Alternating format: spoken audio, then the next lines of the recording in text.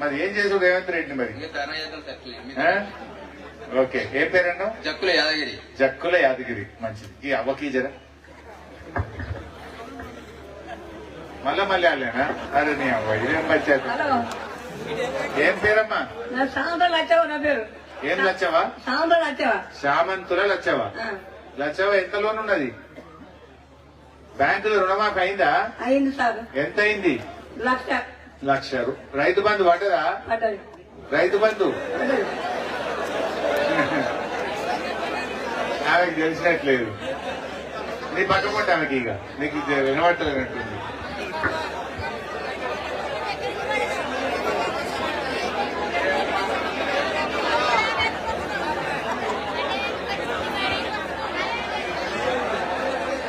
పర్లేదు నీకు వినబడినట్టున్నారు. ఏం పర్లేదు.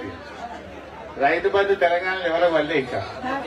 సరే, గవర్నమెంట్ ఆఫ్ తెలంగాణ ప్రభుత్వానికి విజ్ఞప్తి. దుర్గారెడ్డి ఇంగ్లీష్ లో మాట్లాడాలి. దుర్గన్న మెల్లగా నిశ్శబ్దంగా ఉంటుండు. దుర్గారెడ్డి మాట్లాడుతుండు. ఓకే, నాకు 58,000 ఉన్నాయి సార్. మాకు రాదు.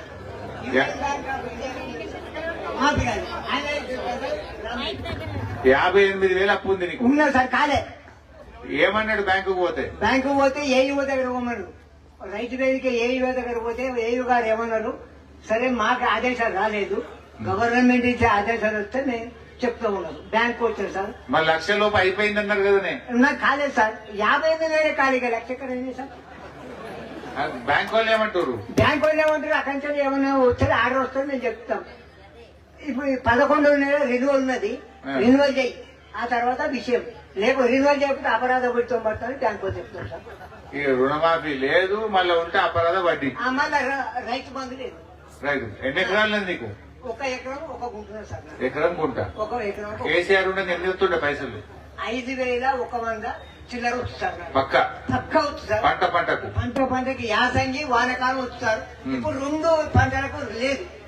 నేను బయటకు వచ్చి అప్పు తెచ్చుకున్నా సార్. ఎంత అప్పు తెచ్చినావు? 10,000 తెచ్చుకున్నాను. ఎంత మిత్తి? మిత్తి 3 పైసలు మిత్తి. 3 పైసలు మిత్తి ఇస్తాడు. 2 పైసలు ఇస్తారే సార్. ఇస్తలేదా? ఇస్తలేదు. బ్యాంక్ లో రుణం మాఫీ కాకపోయా రైతు బంధు పడక 3 పైసలు మిత్తి. 3 పైసలు మిత్తి ఇస్తారు సార్. 3 పైసలు అంటే 3 రూపాయలు అన్నట్టు. 3 రూపాయలు. కాదు వచ్చినా ఊకుంటలేదు. కాదు వచ్చినా మిత్తి ఊకుంటలేదా? అంత అప్పు అసలు మొత్తం నట్టుమని మొన్న కోర్సులు చూసాను. నేనేమన్నా పురుగుల మంది అవుతా. నేను ఉన్నా కదా కొట్లాడి తెప్పిస్తా.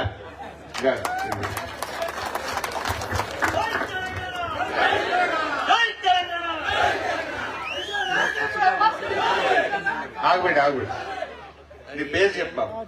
జై తెలంగాణ. వనమలారెడ్డి అని దొరకపల్లి. అయితే మనకి ఏమైందా అంటే కేసీఆర్ 10 సంవత్సరాలు చేసింది.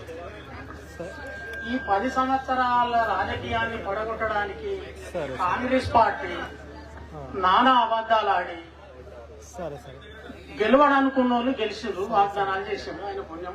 కాగ్దాన కొడుకు రేవంత్ రెడ్డి ఆయన ఇష్టం వచ్చిన వాగ్దానాలలో చేసిండు. సంతోషం. అయితే గెలుస్తా అని అనుకోలేదు. ఇప్పుడు మా మాదన్న అన్నట్టు, పునరాజుపల్లె మాదన్న అన్నట్టు గెలుస్తా అని అనుకోలేదు. గెలుస్తా అని అనుకోక ఎట్లయితే అట్లా ఏది సూదికథ కేసీఆర్ చెప్పేది ఒకప్పుడు, రానైతే రాని ఎగబెట్టుడు ఎంతసేపు అని. రానైతే రాని ఎగబెట్టుడు ఎంతసేపు అన్నట్టు అది బాగా వాడు మనసులో పెట్టుకొని ఇక రానైతే రాని ఏమన్నా గాని అని 2,00,000 రూపాయలను 4,000 రూపాయలు, ఈ 1,116లను తులం బంగారం, ఈ 5,000 దాన్ని 7,000 రైతు బంధును, ఇవన్నీ నానా కోటి అబద్దాలు. సంతోషం. వచ్చిన కొడుకు మొదలు వాగ్దానం చేసినప్పుడు ఏమన్నాడు, ప్రతి రైతుకు అకౌంట్ లో ఉన్న డబ్బు 2 లక్షల వరకు, 10,000 నుంచి 2 లక్షల వరకు కొడతా అని హామీ ఇచ్చింది. ఇక బుక్కు వేయింది గంగల.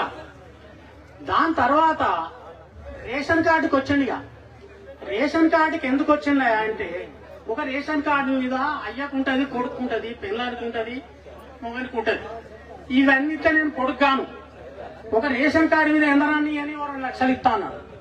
సరే మేమేమనుకున్నాం నీవు ఎంత అయితే కంత వాళ్ళ దగ్గర ఏం దాస పెట్టినావా వచ్చిన కాడికి వేస్తాయి అనుకున్నాం. మొదలు 50,000 అన్నాడు, పరద చూపించిండు చెప్పు. 2వ తారీఖు 1,50,000 అన్నాడు, స్టేజ్ మీదకి వచ్చి ఇంత పొడుగు చెక్కు చూపించాడు. ఇక 3వ తాప 2 లక్షల వరకు అమెరికా ఒకన పోయి అమెరికా పోయిన కొడుకు కాపుదానం కొడుకు ఏం చేసాడు, ఇంగ్లీష్ చక్కగా రాక ఆ శ్రీధర్ బాబుని ఎంబడి పెట్టుకొని పోయాడు. మరి ఆడికి పోయి ఖాతా తీసేస్తాననే పోయిండు, అందరి రాజకీయ వేదలకున్నది నాకు లేదని. మరి మనం పైసలు బాకీ తెస్తాననే పోయిండు. ఇది కాలే అది కాలే ఏది కాలే.